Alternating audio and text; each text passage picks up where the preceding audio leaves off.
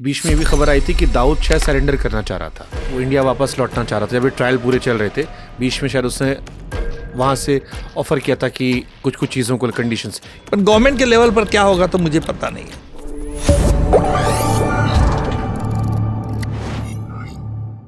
आपको लगता है ईमानदारी से जस्टिस हुआ? क्यों नहीं आपको लगता है ऐसा?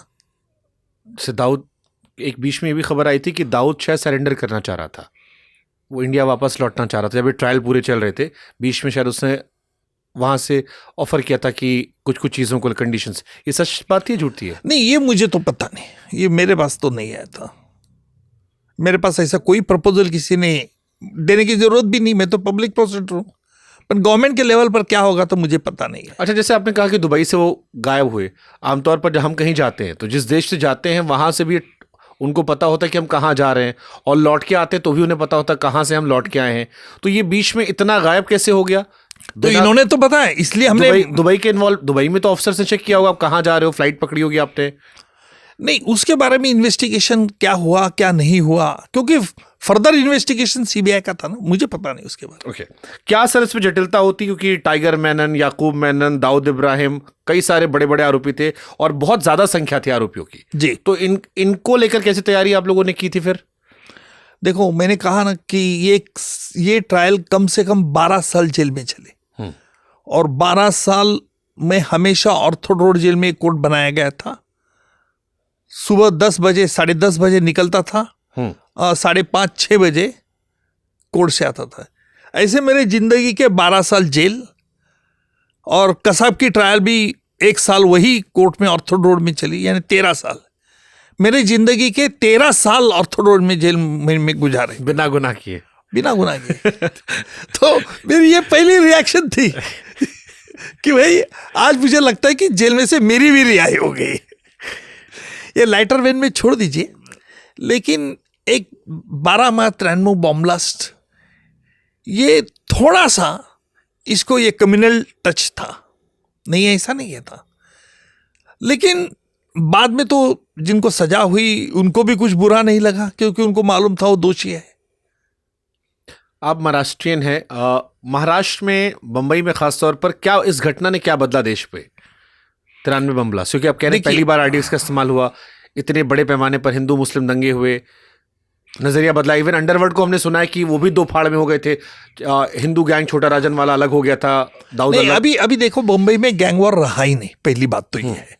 दूसरी बात, कम्युनल टेंशन हमारे महाराष्ट्र में अभी बिल्कुल नहीं है, बिल्कुल नहीं है अभी कम्युनल टेंशन। इसमें संजय दत्त का भी नाम आया था, और अभी आपने हाल फिलहाल में एक स्टेटमेंट भी दिया था कि अगर वो शुरू में इन्फॉर्म करते तो शायद दंगे नहीं होते।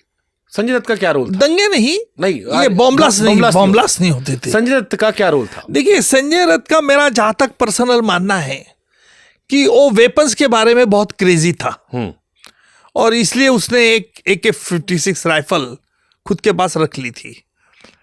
लेकिन 12 मार्च के पहले जो उसने खुद को रखी थी, उसके पहले 15-20 दिन पहले अबू सालेम एक टेम्पो ट्रक में हथियार लेके आया था, और उसने देखे थे, और फिर एक AK-46 राइफल खुद पे पास रख दी और बाकी के रिटर्न कर दिए थे। लेकिन उसको भी सजा हुई, 7 साल की सजा हुई आर्म्स एक्ट के अंदर। संजय दत्त एक बहुत पॉपुलर नाम रहा, पिताजी उनके बहुत प्रतिष्ठित व्यक्ति रहे, अभी भी सुनील दत्त साहब का सभी सम्मान करते हैं।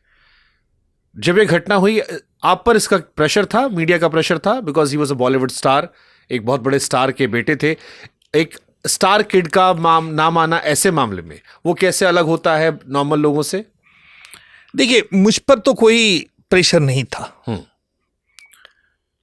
और आपको पता है कि जब ये मैं केस चला रहा था, तब उसको कोर्ट ने आर्म्स एक्ट के अंदर सजा दी। तब उसके वकील ने प्रोबेशन ऑफ ऑफेंडर्स एक्ट का पहला गुना है, इसका बेनिफिट उसे दिया जाए, ये कहा था।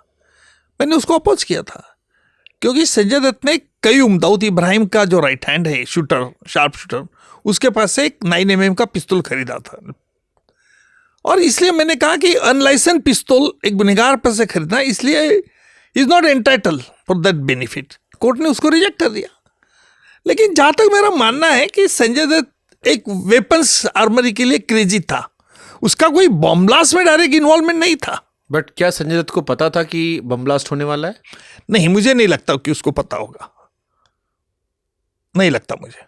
ओके, ठीक है सर। अबू सलेम ने जेल से चिट्ठी भी लिखी थी, काफी तारीफ की थी, इज इट ट्रू? यस। क्या था वो चिट्ठी में? मैं दिखा सकता हूं, अभी भी मेरे पास नहीं था। नहीं पर देखो, कई साल रिपोर्टर से मेरा पाला पड़ता है, तो मुझे मालूम है कि रिपोर्टर ऐसे कुछ सवाल पूछेंगे, सिर्फ मैं दिखा दूंगा आपको। ये अबू सलेम वाली चिट्ठी है? देखिए ना, ये यूएन साहब, उज्जवल निकम साहब, और इधर इसका नाम लिखिए अबू सालेम अंसारी। देखिए तो एक बार जरा देखूं तो अबू सलेम की हैंडराइटिंग में। पढ़ लीजिए, पढ़ने में कोई शिफ्ट नहीं है। उम्मीद करता हूं कि आप इतना मत पढ़ो। आपके बड़ा ख्याल रखा उन्होंने आपको। उनके खिलाफ मैंने ही ट्रायल चलाई, उनको आजीवन कारावास की सजा हुई है प्रदीप जैन के मर्डर के बारे से। कहना मैं कहना इसका मतलब ये कहता हूं कि गुनहगार को सजा होने के बाद भी, मतलब इसमें एक लाइन है, मतलब मैं आपसे विद परमिशन, क्योंकि आपने कहा आपने सजा दिलाई है, उसके बाद वो लिखता है कि कुछ ही लोग हैं जिनकी शख्सियत को देखकर दिल से इज्जत करने का मन करता है, उनमें से आप एक हैं। ये आपको दिखाना बहुत जरूरी इसलिए था कि आप लोग भी समझ ले कि सवाल जवाब किस प्रकार के होना चाहिए। आगे पढ़िए, फिर पूछिए, बीच में मन में पढ़ लीजिए। मैं नहीं पढ़ रहा हूं।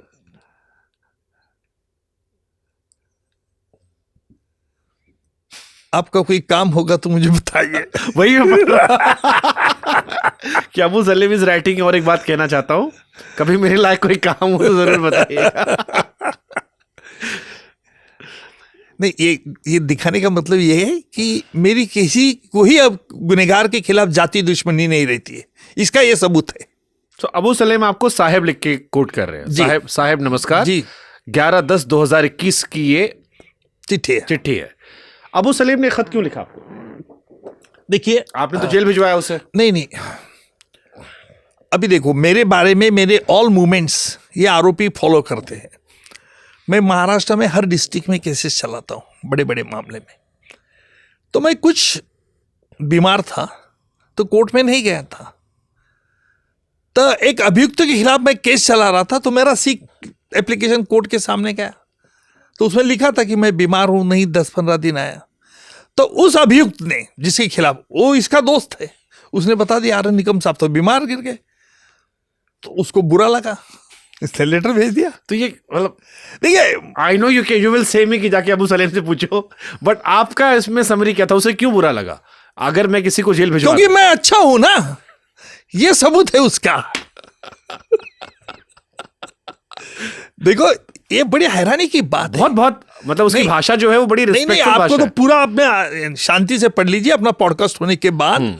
लेकिन एक बात कहता हूं, इसका सूत्र ये है कि जैसे अभी अबू सलेम आया, पुर्तगाल से आया ना मोनिका, तो मुझे ताज्जुब इस बात का हुआ, उस वक्त मुझे मालूम नहीं था कि उसने प्लास्टिक सर्जरी करके चेहरा बदल लिया है। Smart hero, smart more than the your Bollywood heroes also. इतना स्मार्ट एक लड़का, यंग बॉडी बिडी, एकदम तैयार होकर आके बैठा है, वो मेरे पास देख रहा है, मैं उसके पास देख रहा हूं। उसे पता था कि ये शख्स, अपने बारे में तो सबको, मेरी कुंडली सबको मालूमात रहती है। और तो जब देखा उसने मुझे, तो मेरी एक आदत है भाई, आदत तो ये है, मैंने पूछा क्यों मोनिका ने सचमुच तेरे से ही शादी की थी? तो उसने जवाब क्या दिया होगा? उसने जवाब दिया, क्या आपको निकाहनामा दिखा दो? मतलब नहीं यार, निकाहनामा मत दिखा। फिर मैंने ऐसे कुछ बात उससे की, फिर उसको मैंने कहा कि यार तू इतना अच्छा लड़का दिखता है, तेरे पिताजी वकील थे उत्तर प्रदेश में, ये ऐसा क्यों चला गया तू गैंगस्टर के पास? यार तेरी तबीयत अच्छी है, तू बॉडी व्यायाम करता, जेल में बोले एक्सरसाइज करता है, ये इतना फिटनेस खुद को रखता है, फिर ऐसा क्यों किया तूने? इसका मर्डर क्या? बोलता साहब मैंने नहीं किया। अरे मतलब छोड़ यार बात, तू छोड़, तू नहीं बोलता तो मुझे मालूम है ना, तूने मर्डर तेरे लोगों से किया। बोलता मैंने किया ही नहीं साहब, मेरे पास झूठा अंजाम है। मतलब ठीक है, चल मान लिया झूठा अंजाम है, लेकिन ये तो सवाल है कि उन लोगों के पास तू क्यों था। और मैंने कहा कि तू अगर पिताजी तेरे वकील थे तो तू भी वकील बन सकता था यार, तू अच्छा है, बात अच्छा करता है, you are behaving very nicely with me and with everyone. तो बोलता साहब नसीब, वो नसीब को दोष दे देता है।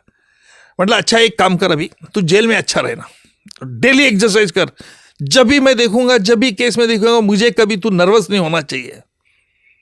वाह सर, लेकिन एक बात है ध्यान में रख, मैं तेरे खिलाफ सबूत लाने वाला हूं और तुझे सजा करवाने वाला हूं, ये बात ख्याल में रख। कुछ बोलता नहीं था। जैसे I started argument against him in English, he knows English very well, तो थोड़ा मैंने पीछे देखा उसकी क्या रिएक्शन है, फेशियल एक्सप्रेशन। गुस्सा आ गया था उसको, लाल। आर्गुमेंट खत्म होने के बाद मैंने उसको पूछा, क्यों अभय, उसको अभय कहता था मजाक में, अभय मेरी दलील पसंद आई कि नहीं तुझे? बोला नहीं मुझसे, कुछ बात नहीं की। आज भी वो रिस्पेक्ट करता। ये जरूर ये देखेगा ये पॉडकास्ट, उसका मैसेज जरूर मुझे आएगा उसके दूसरे। जेल में भी सब दिख जाता। अरे पूछो मत यार उसको। तो ये उसने मुझे, बात क्या थी अपनी कि मैंने पूछा कि दलील कैसे लेगा, बात नहीं की, उसको आजीवन कारावास की सजा हुई। फिर मैंने उसके पास गया, देख बहुत वक्त है अभी, तुझे आराम से रहना, बॉडी अच्छी करना, जो भी पुर्तगाल के कानून के मुताबिक तुझे सजा होने के बाद तू जाने वाला है घर, तुझे फांसी तो नहीं हुई। मैं तो फांसी की सजा की मांग कर रहा था, पर वो पुर्तगाल का एक्स्ट्राडिशन ट्रीटी हमें बीच में आ गई। तो ठीक है, अभी भगवान ने तुझे एक अच्छी संधि दी, ये मैंने उसको समझाया। और फिर कुछ बोला नहीं, 2-4 दिन बाला नहीं। फिर बाद में आया कोर्ट में, फिर मैंने बोला क्यों भाई कैसे चल रहा है जेल में? फिर थोड़ा सा हंसा, मतलब जेल में एक्सरसाइज कर रहा है कि नहीं सजा विजा होने के बाद? में हाँ बोले एक्सरसाइज कर रहा हूँ। ठीक है चलते जाओ। फिर उसके बाद उसकी चिट्ठी आए, अभी भी उसके मैसेज आते हैं कि साहब तबीयत कैसे हो, आप अच्छे हैं ना। बस उसका मोबाइल फोन छीनने जाएगा, ये पॉडकास्ट जाएगा, उसका मोबाइल फोन छीन लिया जाएगा। नहीं भाई मोबाइल फोन के यार, उसको क्या मोबाइल फोन से थोड़ी, मुझे थोड़ी मोबाइल करता है वो, मुझे मोबाइल नहीं करता। उसके दोस्त लोग पंटर लोग रहते हैं ना, बाकी के दोस्त, उसके दोस्त भी बहुत है।